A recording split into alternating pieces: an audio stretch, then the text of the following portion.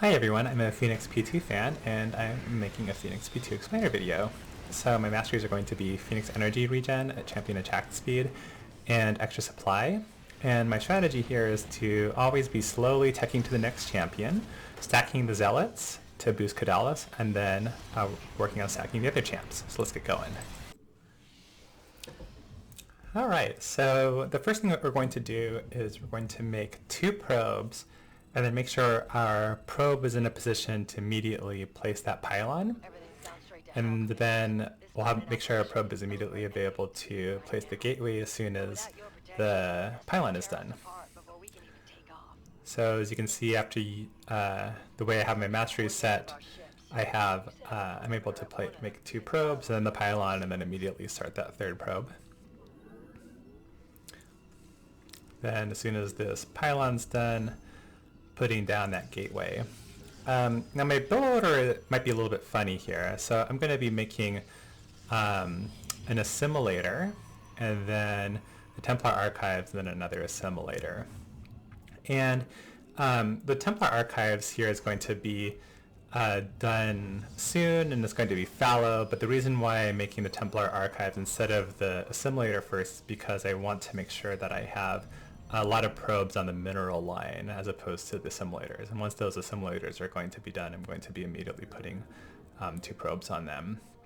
So early on the game, you're not really worried about Vespene as much because Caldalis research and the Zealots and all the tech buildings and everything to expand, that's all mineral heavy, and so Phoenix is really short on minerals early game and really all game, but Vespene really isn't so much of a problem. So as you can see, I'm boosting the gateway. I'm making sure that the Zealots are coming out quickly. Kadalis is going to be finishing here, and as soon as Kadalis is done, I'm going to be attacking. The reason why I boost the Zealots and not Kadalis is because you really want the Avenger protocol to trigger when Kadalis is doing his first fighting. And so, on maps with rocks, it doesn't matter so much, but on maps like Minor Evac, you want to make sure that the timing is just so Kadalis comes out right when the Zealot's going in. I finished Kadalis research. In my mind, I'm thinking, okay, I finished Kadalis research, so now it's time for me to build the next tech building, in this case, the cybernetics core, so I can get Talus out. In maps with just rocks, I actually go Nexus before the cybernetics core, and of course, that's going to let me get a lot more minerals more quickly. So here, Kadalis just cleared that beginning area pretty easily on his own. I'm going to make a Phoenix, and Phoenix is going to tank, and I always make sure that Phoenix is popping out and doing his Q move, right ahead of Caldalis. Caldalis is there to do the damage. Phoenix Predator Armor is there to take the hits. And early game, Phoenix has 3 shields and 4 armor, and so really nothing early game even gets through that armor at all. And so the Predator Phoenix can just take those punches while Caldalis really dishes them out.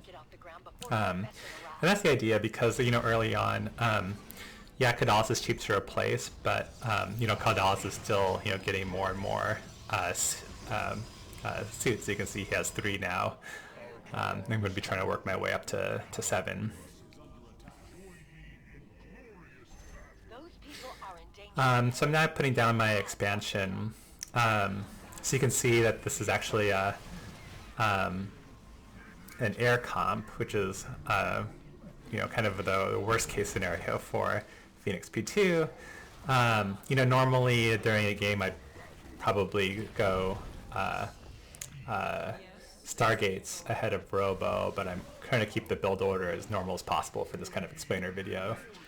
And so so it's not going to make that big of a difference, but air comps are relatively challenging for Fenix P2, but I'll be relying more on really the Dragoon suit in this case.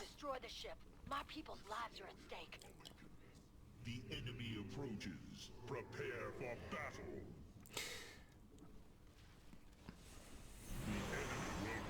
So here actually you can notice that I hotkeyed my Phoenix and my and Caudalis and Talus on different hotkeys here. And the reason why I did that is just so Phoenix can guard the expansion as it's going up while Talus and Caudalis stay up.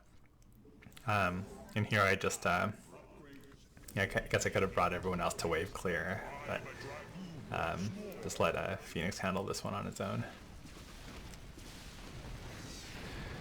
I also just kind of forgot that they're on different hotkeys. And so I've kind of gotten in the habit of putting my, on these maps, putting my Robo and Stargates in the middle of the maps. And it's not really optimal in this scenario, but I find that for certain mutators, especially with environmental damages, having your Robo units and your Stargate units spawn in a more central location just gives them better access to the whole rest of the map from a safe location. And so here you're going to see that I'm going to be making kind of a long chain of pylons and then my production buildings.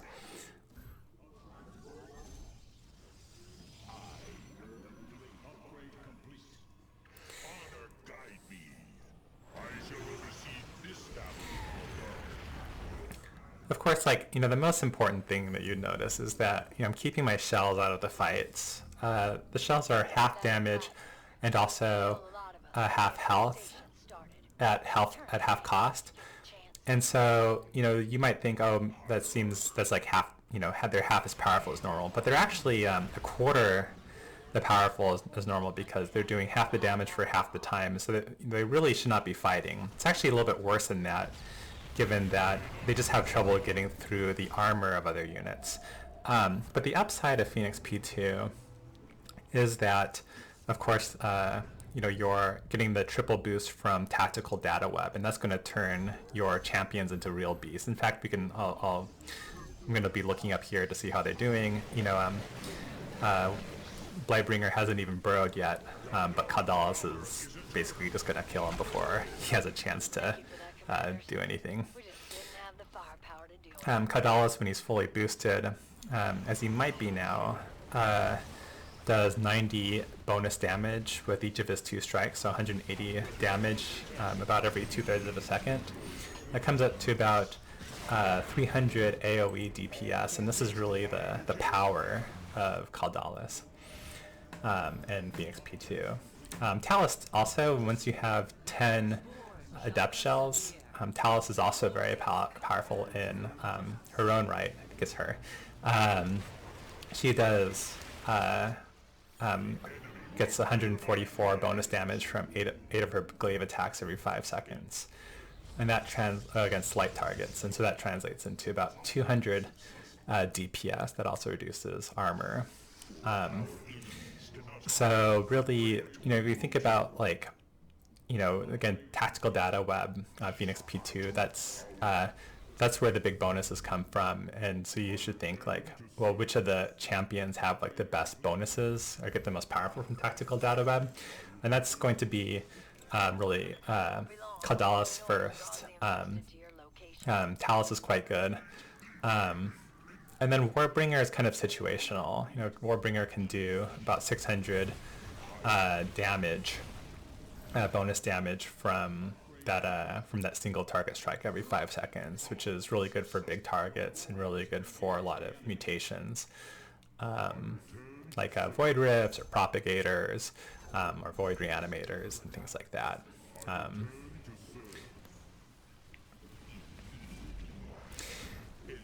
That Warbringer bonus damage, by the way, that's over 100 DPS, and that also works against air, and which also kind of puts Warbringer's Tactical Data Web to be pretty good too. So here's just kind of illustrating one of the great things about Phoenix in general is just that really easy wave clearing ability with the Solarite Dragoon. You know, you notice that most of the time I'm using the Praetor armor suit to tank, And then I'm making sure that the Dragoon is just charging and, of course, getting the cooldown back on that R ability so that when the waves come, you know, they'll just, Phoenix will just wipe those. The Arbiter is really good too. The Arbiter obviously is great for mobility. You can just hop around the map. You've seen that I've already moved a probe over to that next objective so that I can just recall over there when I'm ready. But you know, one of the things you want to do with Phoenix in general is just think like, where do I want to be next? Can I get, and can I start to get vision over there, either with observers or with a probe making pylons or something. So there I have, there you go, probe and then some observers.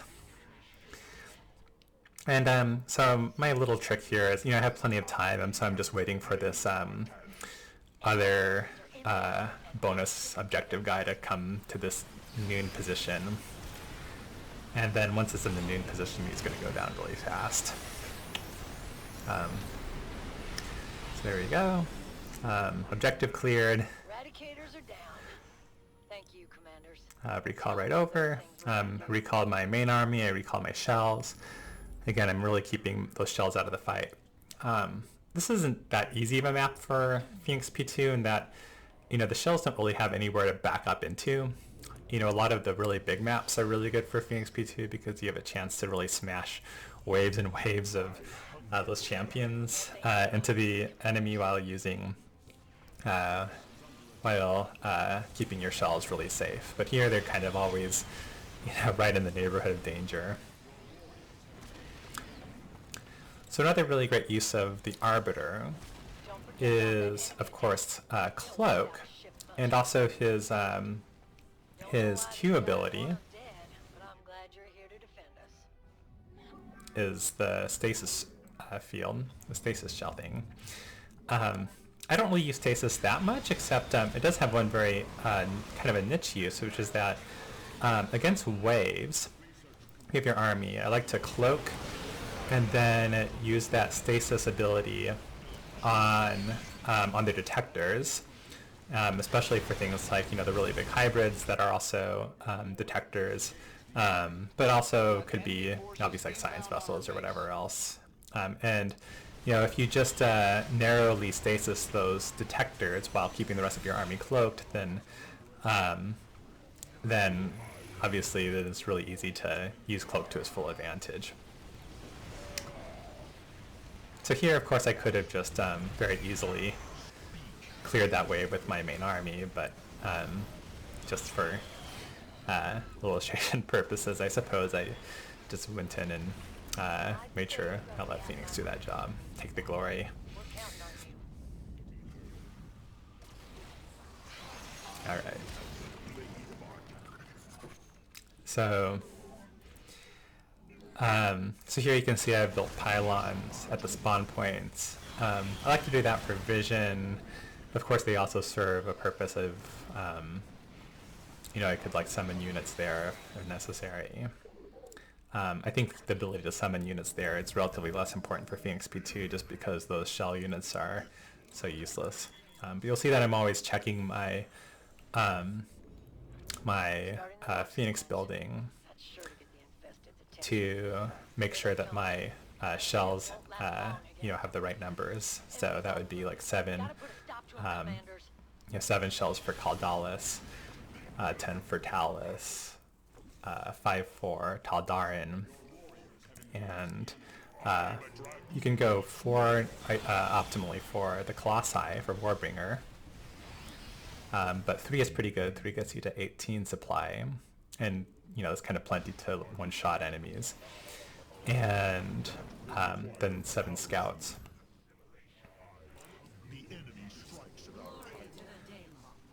Also, you could say in theory 3 Kalarians, but unfortunately, Kalarian just isn't a very good unit.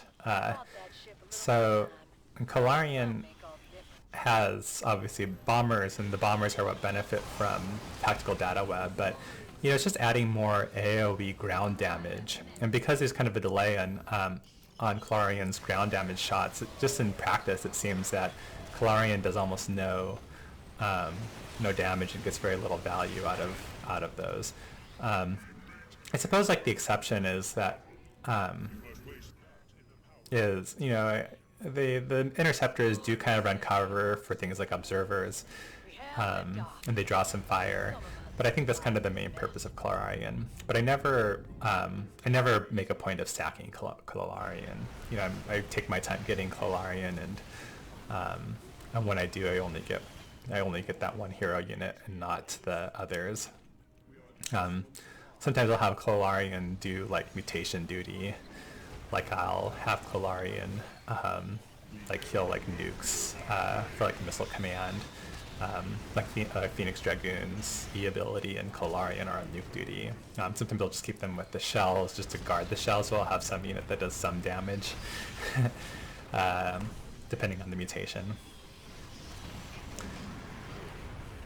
But here I'm actually going to launch this one instead of that other one, just because this one's easier to defend as Phoenix, because I can keep the shell army next to the shuttle, and that's a safe spot. Whereas for that other launch area, it's you get like abominations and whatnot spawning right on top of you. So you also notice that I'm using these support units, conservators, and that's because these are really fantastic units. I really think, maybe this is unconventional opinion, but I think that this is the single most resource efficient unit in the game, and that at least for Fenix P2 they essentially cost nothing at all. And they reduce incoming damage by 35% pre-armor in an area, which is just a huge bonus. And I think when you're playing the other Phoenix Prestiges, like just how large that bonus is so obvious. Unfortunately, it really works against the main mechanic of Fenix P2, in that you kind of want your champions to die so that you get Avenger. I think overall it's they're still worth it. The main reason is because it obviously helps your ally a lot, and secondly, the more shields you have up, the longer they can stay in the fight, and that might offset the effects of Avenging Protocol. Also, having those conservatives handy is very good for just setting up a power field and making sure that you have Zealot and Adept shells just ready to go. So here we kind of have our score sheet for our kills. Kadalis by far outkills everyone, including Phoenix. Coming up, you see Talus and Taldarin. And this is pretty common. Kadalis is usually really the rainmaker when it comes to kills and DPS for Fenix P2. So I wanted to talk about some of the big ideas of Fenix P2. First of all, what makes him special? And first, I think he's really the king of sustained ground AoE. 5 of his 6 champs and 2 of his Phoenix suits are very, very good at sustained ground AoE, and that's, I think, one of the things that makes him really special.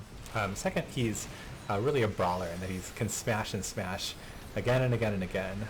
And like in last game, I would be able to replace his champions 20 times before I exhausted my 10,000 minerals. And there's not very many commanders whose frontline could get just nuked, for example, again and again. Of course, he's macro intensive because they have price units in building. He's very mobile because of his Dragoon and his Arbiter. He's a very steep early game power curve because he gets a lot more powerful with just a paltry investment in minerals, both from his 6 champions and from his Zealots and Kadalis.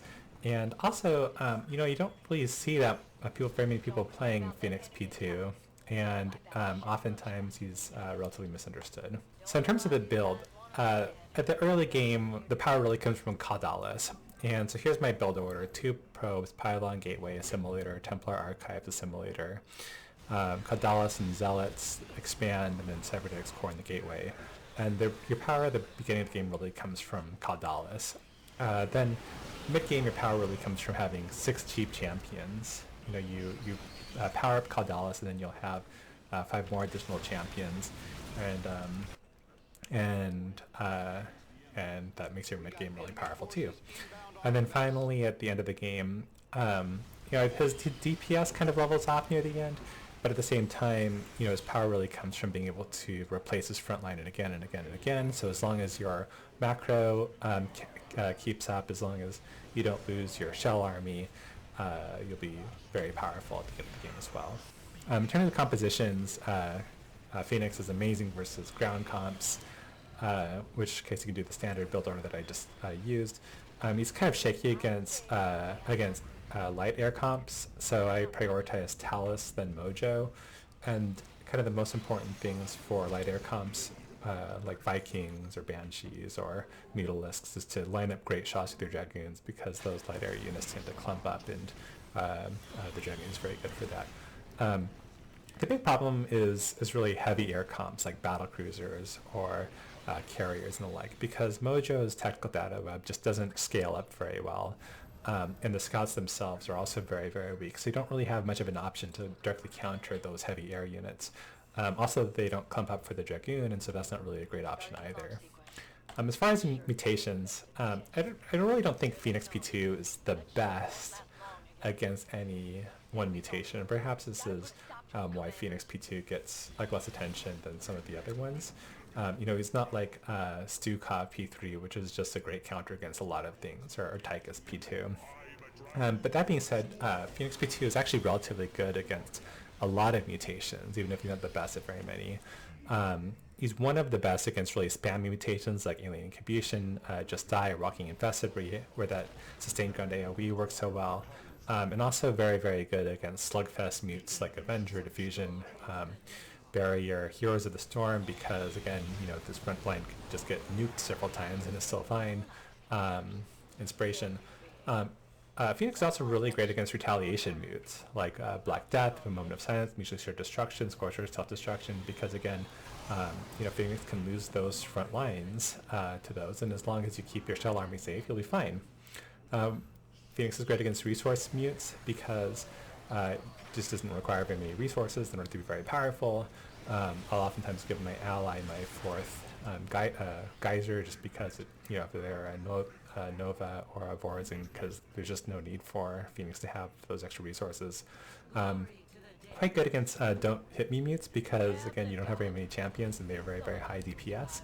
And even Caldalis really overwhelms Transmutation as well. And then other mutes, Missile Command, because you have Phoenix's Dragoon can just E down the nukes, and because Phoenix has so many macro buildings with shields, they really the missiles just really can't keep up with just like the raw scale of Phoenix's stuff. Phoenix is kind of averages against detection mutes and coverage mutes, and at the power cap, Phoenix is actually very good against these, but they're just very hard to play well. So Minesweeper, you need detection. Observers are extremely cheap for Fenix P2, but you have to make them, and you also have to manage the macro and constantly add observers to your hotkeys with your main army as opposed to your shell army. But Fenix P2 could be quite good because the Arbiter has both Cloak and also Detection, and so it can quickly wipe a lot of mines. And also, if you have a Observer follow Warbringer, then you can just have Warbringer clear out huge map swaths of the maps by himself. Similar with Remove Unseen, again, in theory, those cheap observers make Phoenix good against them, but I think in practice the macro becomes hard. Coverage moves are kind of difficult for Fenix P2, except that Warbringer, again with 3 extra shells, can one-shot these as well, and so that could also be a good counter. Fenix P2 is relatively bad against any mutes that are a threat to the shell army, aggressive deployment, for example, or any of these environmental ones. These things that will just kill those shells, and so you have to be very careful, shepherding your army around. This is especially hard in maps where just the army has to march a really long distance. The hardest mute, I think, for Phoenix is Double-Edged, because the heroes just do such high DPS and they end up killing themselves very quickly. And like for normal Fenix P0, P1, P3, you have your mass adepts and mass carriers, which are great again for double-edged, but neither of those work for P2. And so some final words for wisdom from Fenix himself. I fear no enemy, for the cause my strength. I fear not death, for our strength is eternal. Those are words to live by. So I hope you enjoy playing Fenix P2. All right, that's everyone. Let's get on out of here.